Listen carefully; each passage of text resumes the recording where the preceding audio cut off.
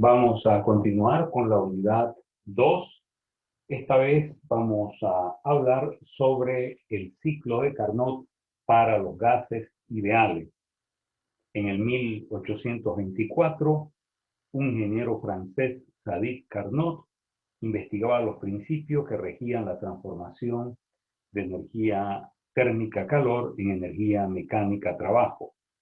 Sus estudios se basaban en una transformación cíclica de un sistema conocido hoy en día como el ciclo de Carnot. Antes que nada, vamos a ver cómo podemos definir a un ciclo. Primeramente, un ciclo es la unión de más de dos procesos, ¿ya?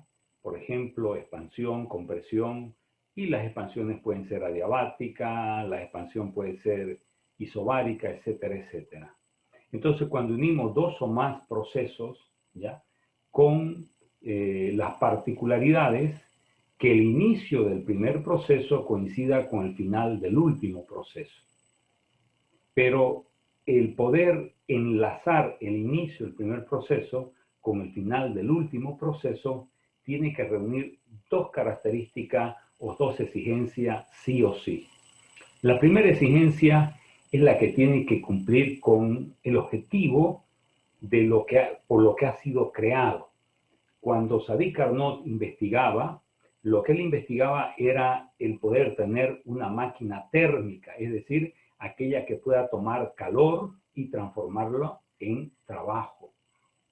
Entonces, la primera característica que tiene que tener o exigencia o requisito indispensable para que se pueda considerar un ciclo es que cumpla con este objetivo, que realmente sea una máquina térmica, es decir, que tome calor y que pueda transformarlo en trabajo. El segundo requisito es que la sumatoria cíclica, ¿ya? La sumatoria cíclica de todas las variaciones en contenido energético sea igual a cero.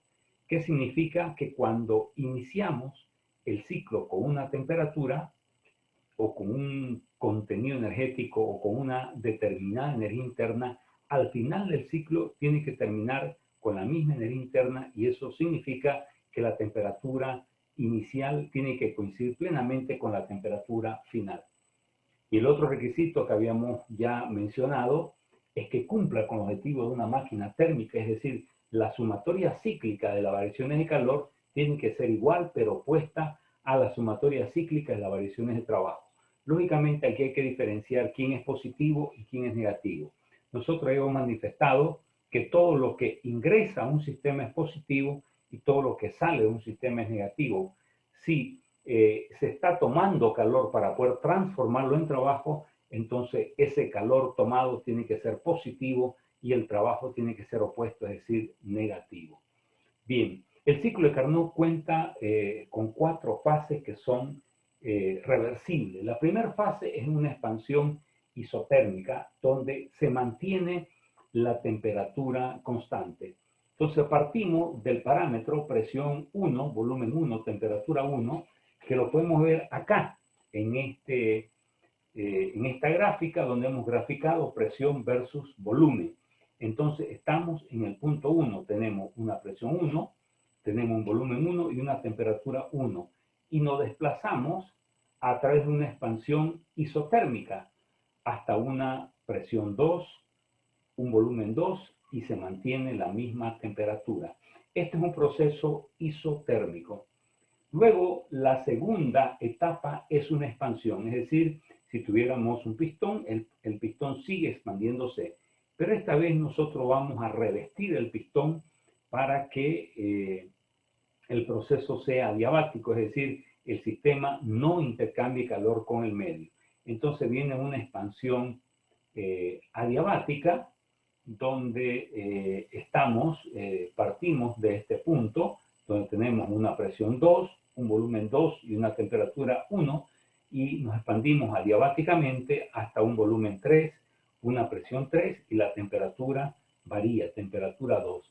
La tercera etapa es una compresión isotérmica, es decir, nos mantenemos con temperatura constante, comprimimos, la presión aumenta, la presión 4 es mayor que la presión 3, y al comprimir el volumen disminuye, el volumen 4 es menor que el volumen 3.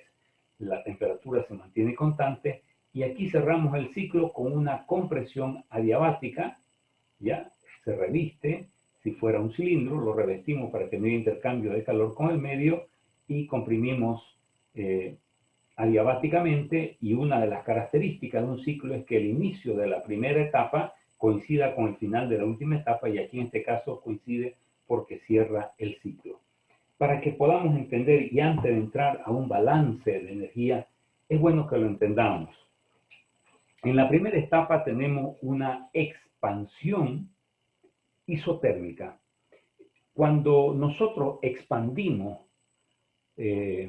cualquier gas que se encuentra comprimido, que en este caso, por ejemplo, tenemos una alta presión, y lo expandimos a través de una disminución de presión. Cuando un gas se expande, por disminuir la presión, la tendencia natural es que el gas se enfríe. Entonces, este gas, en esta primera etapa, tiene que expandirse de manera isotérmica. ¿Cómo hace el sistema para que esta expansión sea isotérmica? Es decir, no sufra ningún enfriamiento. Entonces, en esta primera etapa, cuando nos estamos expandiendo, el sistema intercambia calor con el medio. Por lo tanto, toma calor del medio para que durante esta etapa no haya ninguna disminución de temperatura. A medida que en esta etapa el gas se expande isotérmicamente, en esa medida el sistema toma calor, de tal forma que la temperatura se mantenga siempre constante. Si en esta etapa el sistema toma calor, y bueno que acá tomemos cuidado con los signos. Para nosotros en la termodinámica el signo es un error estructural. No nos podemos equivocar con el signo, porque el signo está denotando la dirección de un proceso. Yo no puedo confundir la compresión con la expansión. Entonces, son cosas totalmente diferentes, por eso que el signo es muy importante. Entonces, en la expansión, el gas cuando se expande isotérmicamente, para que no se enfríe, toma calor. Fíjense, toma calor, está tomando calor. ¿Cómo sería el signo del calor tomado? Como va hacia adentro, está tomando hacia adentro, entonces el signo es positivo, ¿no?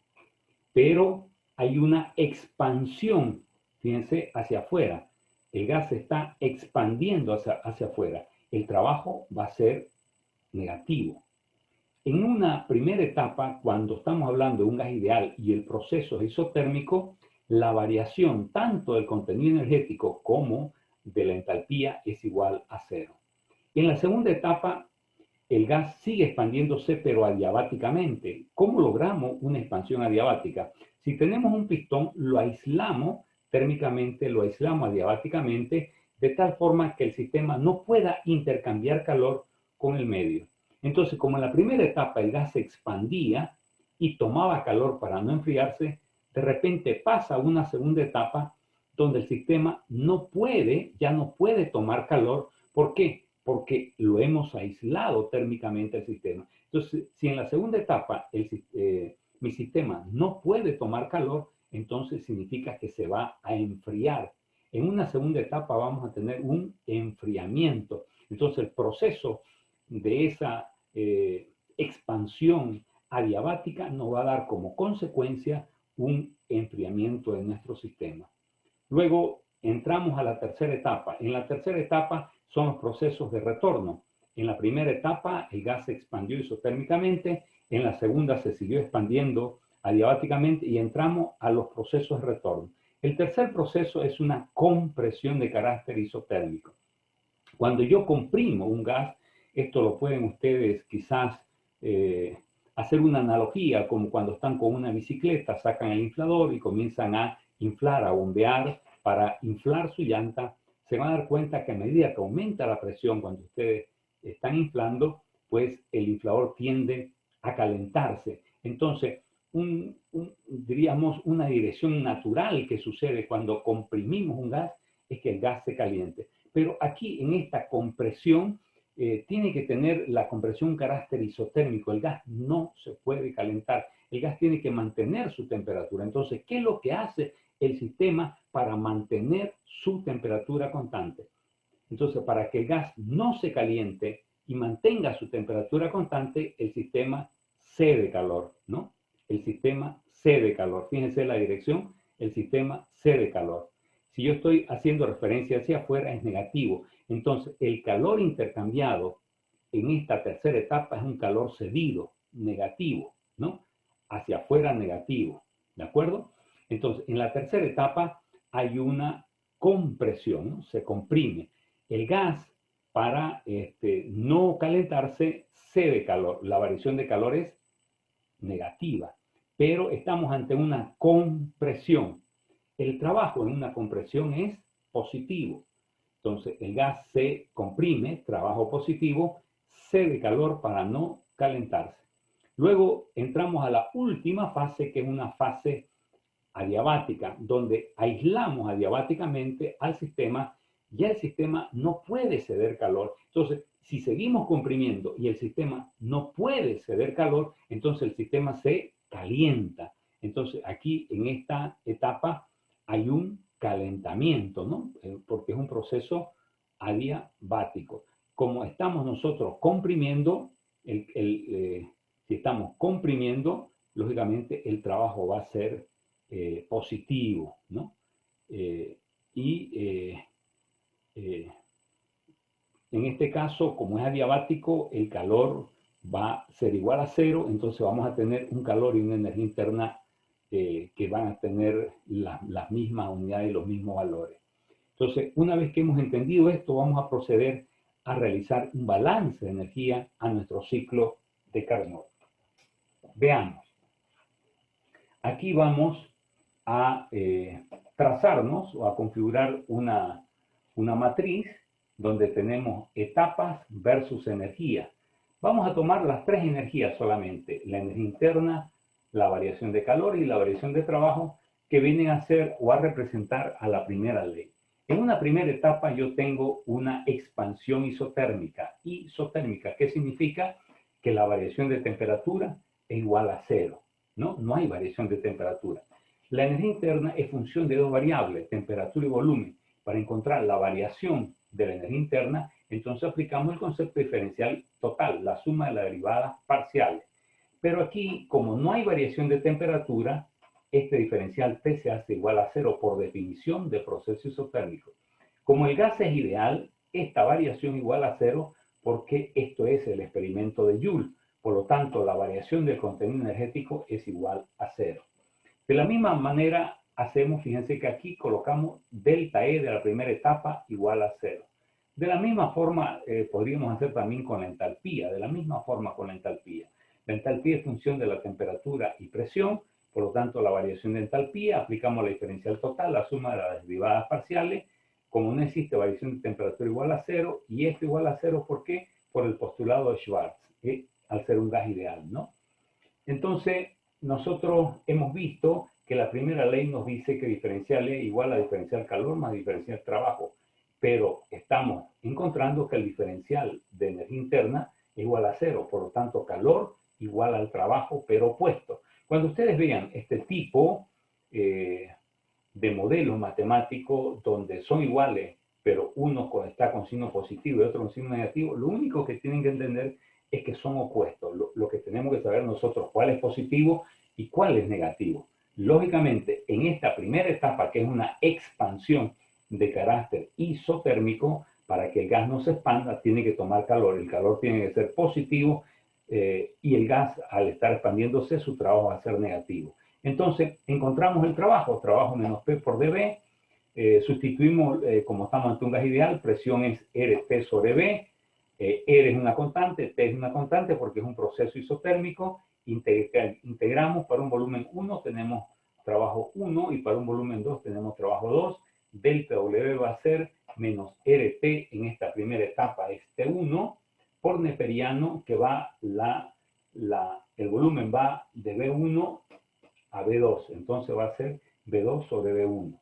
Entonces vamos a tener que el trabajo es negativo, menos RT1 neperiano B2 sobre B1, que lo colocamos acá, y como el calor y el trabajo son iguales pero opuestos, si el trabajo es negativo, el calor va a ser positivo, y colocamos el valor del calor.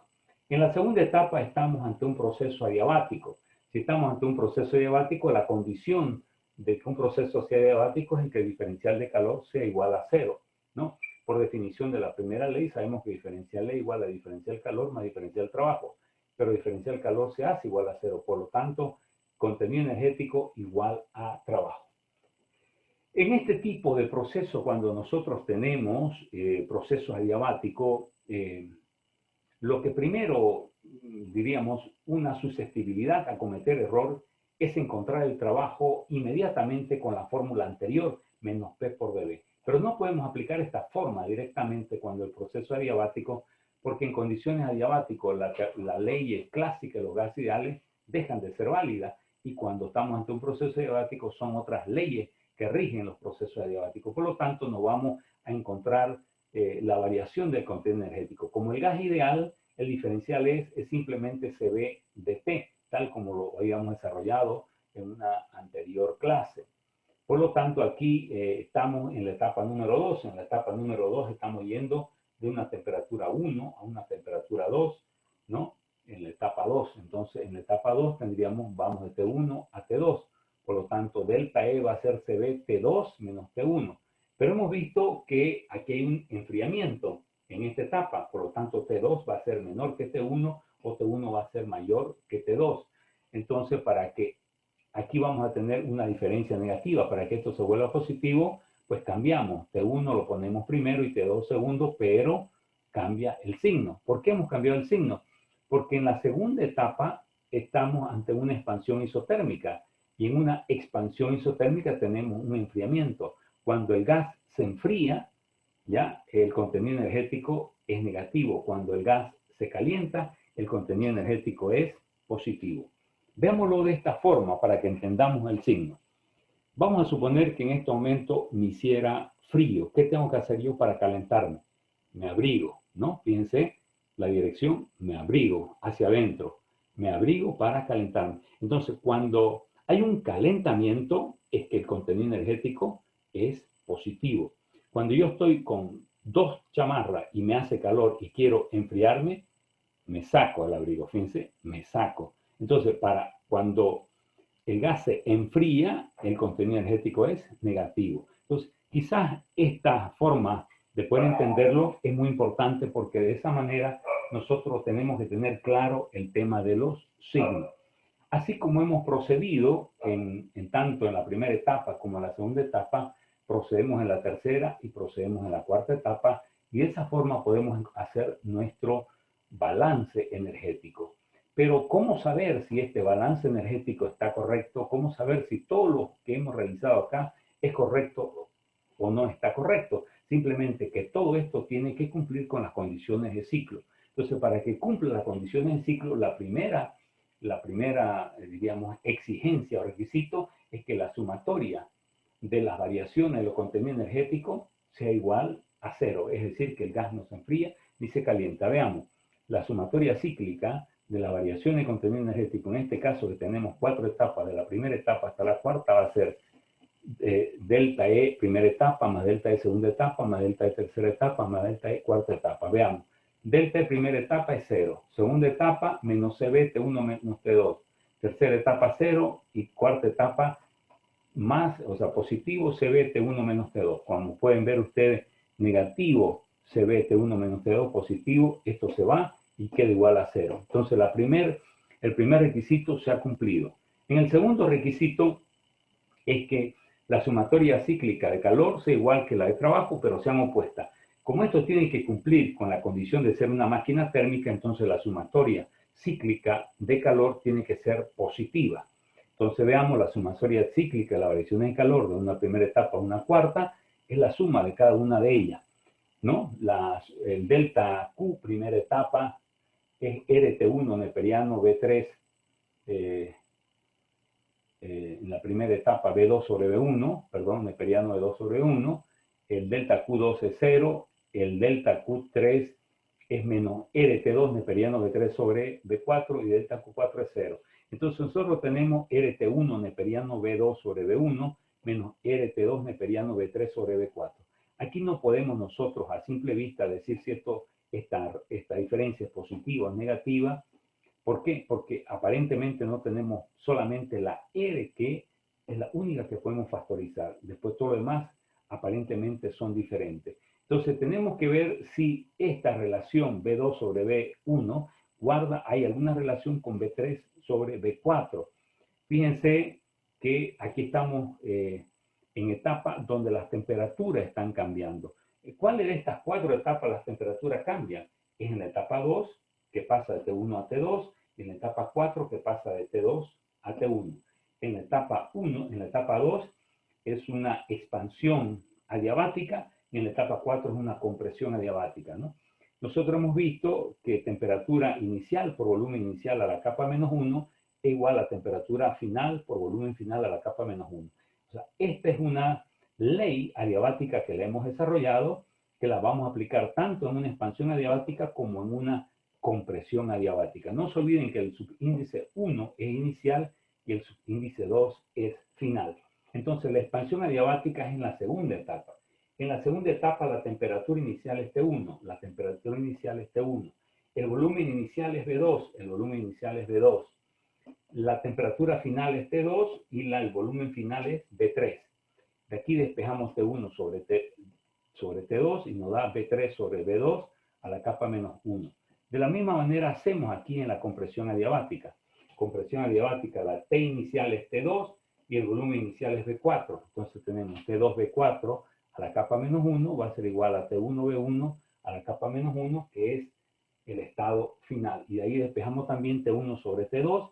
Fíjense que aquí tenemos T1 sobre T2 y aquí tenemos T1 sobre T2. A esto llamamos A, a esto llamamos B. Por lo tanto, A es igual a B. Entonces, ¿qué significa? Que B3 sobre B2 a la capa menos 1 va a ser igual a B4 sobre B1 a la capa menos 1. Eliminamos los exponentes y nos va a quedar tratando de colocar, simplemente hacer un artificio algebraico, de tal forma que este B2 se venga acá, intercambie con B4.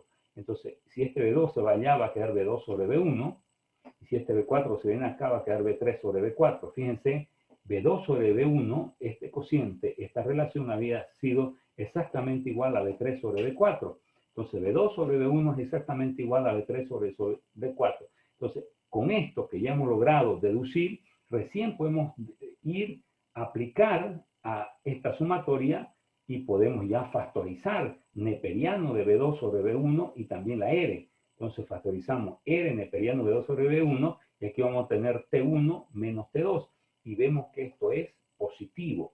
Entonces, si nosotros hiciéramos la sumatoria cíclica de la variación del trabajo, nos tiene que salir exactamente igual, pero esto tiene que ser negativo. ¿Por qué? Porque tiene que cumplir con el objetivo de una máquina térmica, es decir, el sistema toma calor y lo transforma en trabajo.